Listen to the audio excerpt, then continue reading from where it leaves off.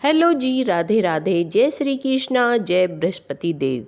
गुरु बृहस्पति देवताओं के गुरु हैं। देवगुरु बृहस्पति विद्या, बुद्धि, धन, वैभव, मान सम्मान, यश, पद तथा संतान प्रदान करने वाले दयालु देवता हैं। नवग्रहों में भी गुरु बृहस्पति सबसे बड़े और शक्तिशाली देव हैं।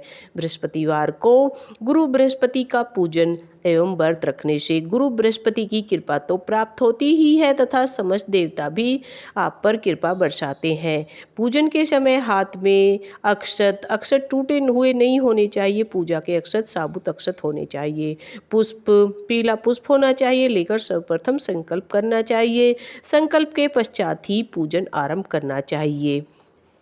तो बृहस्पति देव जी के पूजन में इन चीज़ों का प्रयोग करना बेहद आवश्यक होता है। तो आपको लेने हैं पीले फूल, हल्दी, चना या चने की दाल, गुड़, मुनक्का, केला आदि आदि। तो इस विधि से करें। बृहस्पति देव जी के शरीर का रंग सोने के समान पीला होता है, इसलिए पीले रंग की चीज़ें इन्हें अति प्रिय होती हैं। पीले फल, हल्दी में रंगे चावल वो वाइट होते हैं तो वो पीले हो जाएंगे। चने, मुनक्का आदि का प्रयोग पूजन में करें। बृहस्पतिवार के दिन केले की पूजा करनी चाहिए। भोजन जो दिन में एक ही समय करना चाहिए। भोजन में पीले चने की दाल का प्रयोग करना चाहिए।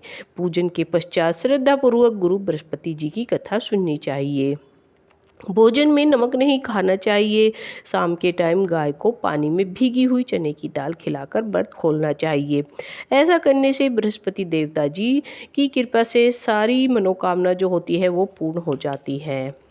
तो अब व्रत कथा सुनते हैं।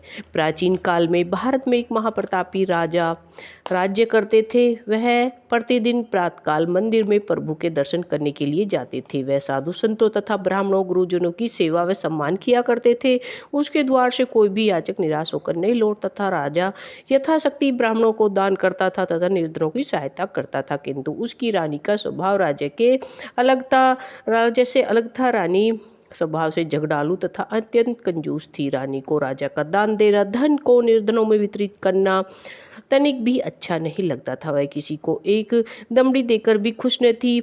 रानी राजा से भी दान आदि कार्य करने को मना करती थी, किंतु राजा स्वभाव से दयालु होने के कारण सदैव याचकों की सहायता करता था। एक समय राजा शिकार खेलने के लिए वन को चला गया। घर पर रानी तथा दासी थी।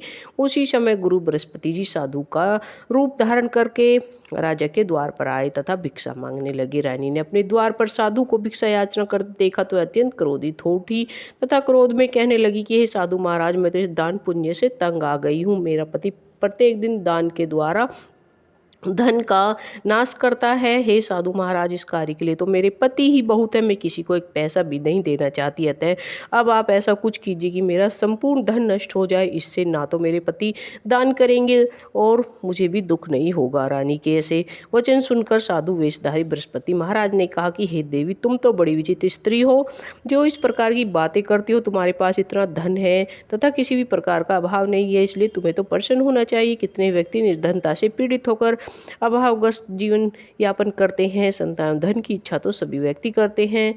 पुत्र एवं धन तो पापी के घर भी होना चाहिए। यदि तुम्हारे पास धन की अधिकता है तो तुम दुखी क्यों हो? इस धन के द्वारा तुम अनेक कार्य कर सकती हो। हे देवी, तुम धन के द्वारा भूखे व्यक्ति को भोजन करा सकती हो तथा रास्ते में अनेक स्थानों पर प्याऊ लगवाओ, बंजर स्थानों पर कुएं तथा बावड़ी इत्यादि खुदवाओ तथा ब्राह्मणों को दान दो। इसके अतिरिक्त तुम बाग बगीचों का निर्माण कराओ, यात्रियों के लिए धर्मशालाएं बनवाओ, यज्ञ आदि धार्मिक करो। कितनी ही कन्या धन के अभाव में कुंवारी बैठी है, उनका विवाह संपन्न कराओ। इन कार्यों के करने से तुम्हारे कुल का मान बढ़ेगा, तुम्हारा परलोक सार्थक होकर तुम्हें स्वर्ग की प्राप्ति होगी। किंतु मूर्ख रानी साधु की बातों से प्रसन्न नहीं हुई तथा उसका क्रोध और बढ़ गया। वह क्रोधित स्वर में साधु से बोली, हे साधु महाराज, मुझे ऐसे धन की बिल्कुल भी आवश्यकता नहीं जो दूसरों के काम आए तथा दूसरे मेरे धन का लाभ उठाए। ऐसा धन मेरे किस काम का जिसका उपयोग अन्य व्यक्ति करे तथा जिसको रखने में ही सारा समय नष्ट हो जाए। साधु ने रानी से कहा, हे देवी, एक बार पुनः विचार कर लो। किंतु रानी अपनी बात पर अड़िग रही। ऐसा देखकर साधु बने बृहस्पति जी बोले कि देवी, यदि तुम्हारी ऐसी इच्छा है तो मेरे कहे अनुसार कार्य करना। मेरे कहे अनुसार कार्य करने से तुम्हारी इच्छा अवश्य पूरी होगी। साधु बोले, हे देवी, तुम सुबह उठकर बृहस्पतिवार के दिन घर को गोबर से लीपना तथा अपने केसों को जरूर धोना। केसों को यानी बालों को धोते समय स्नान करना तथा राजा से कहना कि वह भी अपनी हजामत यानी दाढ़ी बाल बनवाए।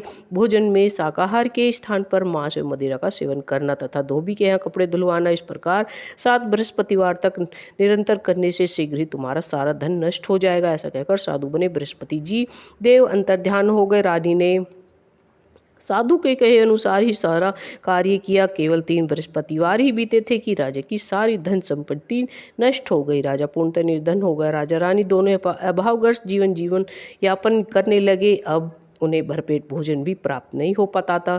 भोजन की कमी के कारण राजा एवं रानी अत्यंत दुर्बल हो गए। इसी प्रकार अभाव के कारण एक बार राजा ने रानी से कहा, हे रानी, मैं धन कमाने के लिए परदेश जाता हूँ और तुम यहीं पर रहो, क्योंकि यहाँ पर मुझे सभी व्यक्ति जानते हैं, इसलिए मैं यहाँ कोई भी कार्य नहीं कर सकता। देश चोरी तथा परदेश भीख के समान है। ऐसा कहकर राजा परदेश चला गया। रानी अत्यंत दुखी रहने लगी। राजा परदेश जाकर कार्य तलाश करने लगा। राजा ने जंगल से लकड़ियाँ काटना प्रारंभ कर दिया। राजा जंगल से दिन भर लकड़ियाँ काटता और शाम को लकड़ियों को शहर में बेच देता। इस प्रकार अपना जीवन व्यतीत करने लगा। इधर राजा के बिना रानी तथा दासी अत्यंत दुखी रहने लगी। उन्हें भोजन के लिए तरसना पड़ता था। किसी दिन तो दोनों को भोजन मिल जाता, किसी दिन जल पीकर ही दिन एवं रात्रि व्यतीत करनी पड़ती थी। एक बार रानी और दासी को 7 दिनों तक अत्यधिक परिश्रम करने पर भी भोजन प्राप्त नहीं हुआ। भोजन के अभाव में रानी का शरीर अत्यंत दुर्बल हो गया। तब रानी ने दासी से कहा कि हे दासी, यहीं पास ही के नगर में मेरी बहन निवास करती है। वह अत्यंत धनवान है, अतः तू उसके पास जाओ, उससे सारी बातें बताना, साथ ही उससे 5 सेर बेझर मांग कर ले आना, जिससे कुछ दिनों तक भोजन प्राप्त हो सके। रानी की आज्ञा पाकर दासी रानी की बहन का पता जानकर किसी प्रकार उसके पास गई। बृहस्पतिवार का दिन था। रानी की बहन उस समय ध्यान मग्न होकर पूजा कर रही थी। दासी ने रानी की बहन से कहा कि रानी, मुझे आपकी बहन ने आपके पास भेजा है। उसके कहे अनुसार आप मुझे 5 सेर यानी खाने के लिए कुछ दे दो। दासी ने यह बात कई बार कही, किंतु रानी की बहन ने उनकी बात का कोई जवाब नहीं दिया, क्योंकि वह उस समय बृहस्पतिवार की कथा सुन रही थी। जब रानी ने दासी को कोई जवाब नहीं मिला तो वह दुखी हो उठी।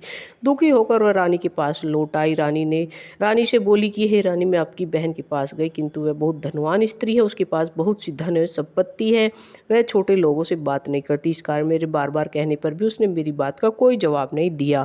मुझे उनके पास से निराश होकर ही लौटना पड़ा। ऐसा सुनकर रानी बोली, हे दासी, इसमें मेरी बहन का किसी प्रकार का दोष नहीं है। इस समय हमारे दिन बुरे हैं, बुरे समय में कोई साथ नहीं देता। यह सत्य ही कहा है, किसी ने अच्छे बुरे का पता विपत्ति में ही लगता है। इस समय हमारा भाग्य प्रतिकूल है, तो कोई सहारा नहीं देगा। जो ईश्वर की इच्छा होगी वही होगा।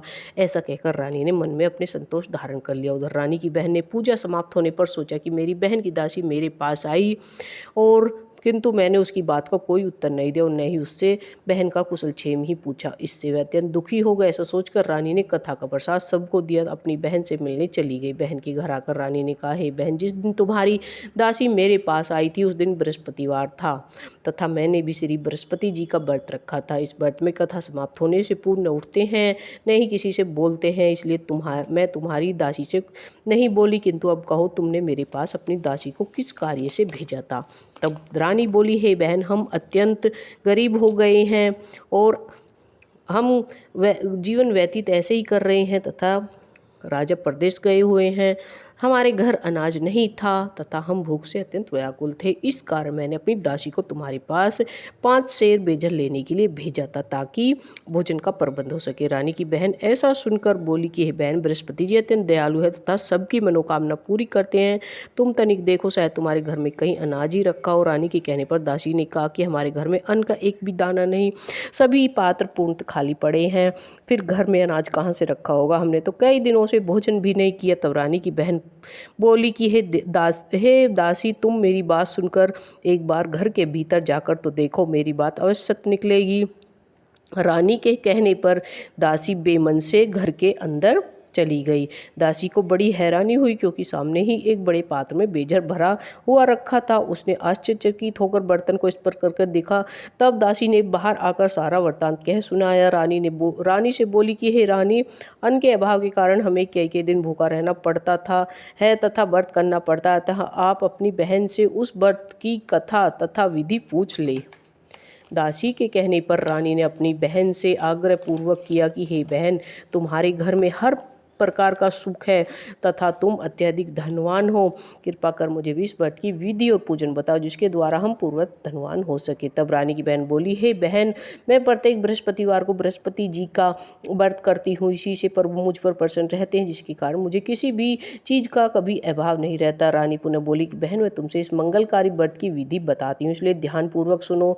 सुबह शीघ्र उठकर स्नान करो तथा चने की दाल, मुनक्का, गुड़ से विष्णु भगवान का केले की जड़ में पूजन करो।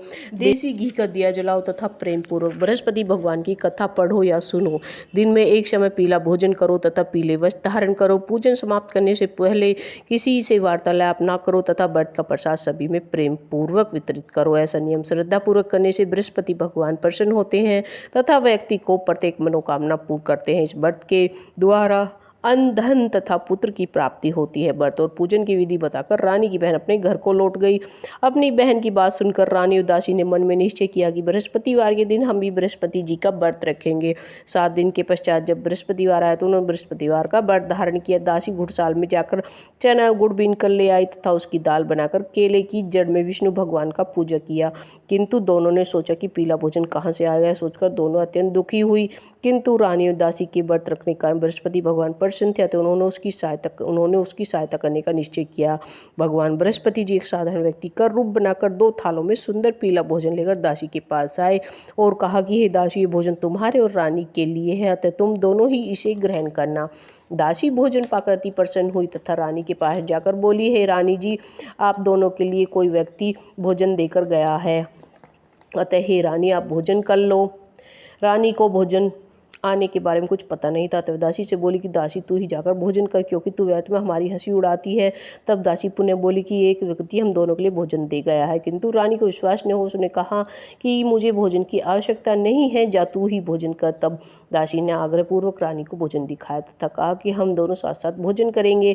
दोनों ने गुरु बृहस्पति जी को नमस्कार किया तथा भोजन किया। इसके पश्चात वे दोनों प्रत्येक बृहस्पतिवार को बृहस्पति जी का व्रत एवं पूजन करने लगी। भगवान की कृपा से दोनों की परिस्थितियों में पुनः सुधार हो गया तथा उनके लिए भोजन की कमी दूर हो गई। परंतु रानी पुनः आलस्य करने लगी। तब दासी ने रानी से कहा कि रानी, आप पूर्व की भांति पुनः आलस करने लगी तथा व्रत रखने में कोताही करने लगी हैं। पहले भी आपको धन रखने में कष्ट होता था, इसी कारण हमारी ऐसी दुर्दशा हुई है तथा भोजन के लिए भटकना पड़ा। अब भगवान की कृपा से पुनः धन की प्राप्ति हुई है, तो इस धन का सदुपयोग करो। हमने अत्यंत कष्टों के उपरांत भगवान बृहस्पति की कृपा से इस धन को प्राप्त किया है।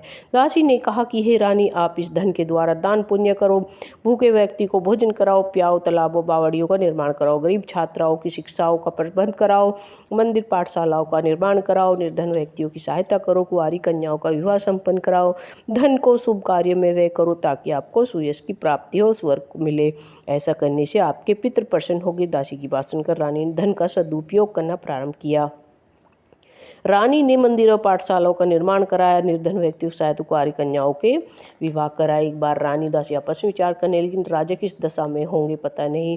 रानी राजा की खोज खबर न मिलने से अत्यंत दुखी रहने लगी। अनेक प्रयत्नों के उपरांत भी जब रानी को राजा को खोजने में किसी प्रकार की सफलता न मिली तो बृहस्पति भगवान से प्रार्थना करने लगी, हे गुरु बृहस्पति जी, मेरे पति को पुनः घर ले आओ। गुरु भगवान ने रानी की प्रार्थना सुन ली तथा सपने में राजा को दर्शन दिए तथा कहा कि हे राजा, उठ, तेरी रानी तुझे याद करती है, तेरे घर पर सभी कुछ पहले की तरह है, अतः अपने देश लौट जा। किंतु राजा को विश्वास न हुआ। वह सोचने लगा कि मैं किस प्रकार रानी के पास खाली हाथ जाऊं, मेरे पास तो कुछ भी नहीं है। स्त्री जाति तो खाने और पहनने की ही साथी होती है। सोचकर राजा अत्यंत दुखी था। लकड़ी काटने के लिए जंगल गया तो अपनी रानी को याद करके रोने लगा। राजा ने एक प्रकार से अपने भाग को दोष देने लगा तथा भगवान को याद करने लगा। गुरु बृहस्पति ने जब राजा को ऐसी दशा दिखी तो साधु का वेश धारण करके राजा के पास आया। बोला कि हे लकड़हारे, तुम इस सुनसान जंगल में किस चिंता में मगन बैठे हो। तब राजा ने नेत्रों में जल भरकर साधु को प्रणाम किया तथा अपनी सारी कथा कह सुनाई तथा सपने की बात भी साधु महाराज से कही और बोले कि हे साधु महाराज, आप बताइए मैं किस प्रकार अपने देश लौटूं। तब गुरु बृहस्पति जी ने राजा से कहा, हे राजा, तुम्हारी स्त्री ने गुरु बृहस्पति जी के प्रति अपराध किया था तथा बृहस्पतिवार के दिन बृहस्पति भगवान का अपमान किया था, जिसके कारण तुम्हारी ऐसी दुर्दशा हुई थी। अब तुम किसी भी प्रकार की चिंता मत करो, भगवान तुम्हें पहले से भी अधिक धन देंगे। तुम्हारी पत्नी ने भी बृहस्पतिवार का व्रत आरंभ कर दिया है, अब तुम भी बृहस्पतिवार का व्रत प्रारंभ कर दो। हे लकड़हारे, तुम सुबह उठकर चने की दाल तथा गुड़ लोटे में डालकर केले की जड़ में विष्णु भगवान का पूजन करना तथा बृहस्पति जी की कथा कहो या सुनो तो भगवान तुम्हारी सभी मनोकामना पूरी करेंगे। साधु के वचन सुनकर राजा बोला, हे साधु महाराज, मुझे लकड़ियाँ बेचकर इतना धन भी प्राप्त नहीं होता कि मैं ठीक से भोजन कर सकूं। इसी कारण मैं कुछ बचा नहीं पाता। मैंने रात में सपने में अपनी पत्नी को व्याकुल देखा है। मेरे पास ऐसा कोई भी साधन नहीं है कि मैं उसका समाचार जान सकूं। इसके अतिरिक्त मैं भगवान बृहस्पति की कथा भी नहीं जानता, जिससे कि मैं व्रत धारण कर सकूं तथा भली प्रकार भगवान बृहस्पति जी का पूजन कर सकूं। राजा की बातें सुनकर साधु वेशधारी भगवान बृहस्पति जी बोले, हे राजा, बृहस्पतिवार के दिन तुम प्रत्येक दिन की भांति लकड़ियाँ लेकर शहर में बेचने के लिए जाना। तुम प्रत्येक दिन से अधिक धन की प्राप्ति होगी। तुम्हें इस धन से तुम भली भांति भगवान बृहस्पति जी का पूजन कर सकते हो तथा गुड़ एवं चने का प्रसाद खरीद सकते हो। इस धन से तुम भोजन भी कर सकते हो। बृहस्पति देव की कथा इस प्रकार से है। बृहस्पतिवार की जो दूसरी कथा है वो दूसरी वीडियो में डालूंगी, तो एक बार ज़रूर सुनना। तो ये वीडियो ज़्यादा लंबी हो जाएगी, तो जी राधे राधे, जय श्री कृष्णा।